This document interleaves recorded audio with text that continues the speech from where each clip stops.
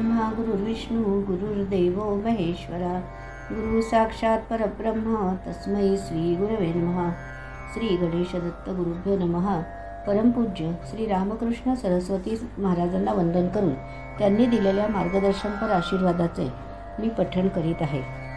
खरा शिष्य किंवा साधक हा जन्माला येत नाही, तर तो तयार होतो. साध्य करून घेणारा साधक, दर्शनार्थी, भक्त व नंतर शिष्य अशा पायऱ्या आहेत.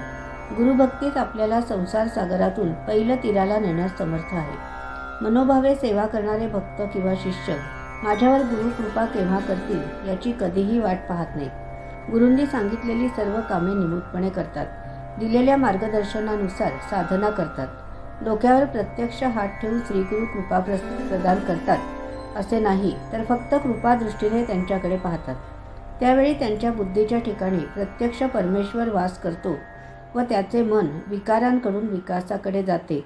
सर्व संशय गळून पडतात. निर्णय घेण्याची शक्ती प्राप्त होते.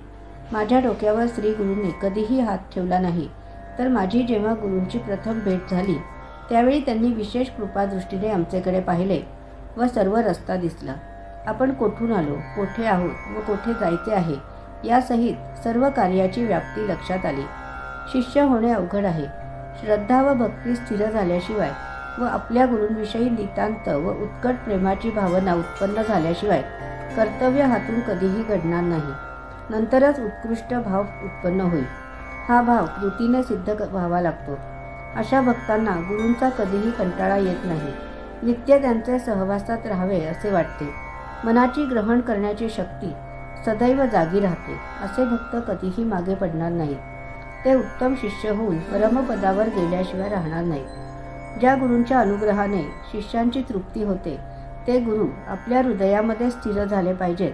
असा भाव शिष्यांच्या मनात असणे आवश्यक आहे. शिष्यांनी चमत्काराची वाट पाहू नये, तर गुरूंना नमस्कार कधी करायला मिळेल ते पाहावे. गुरु आज्ञेचे तंतोतंत पालन करणे हे शिष्याचे आद्य कर्तव्य असते.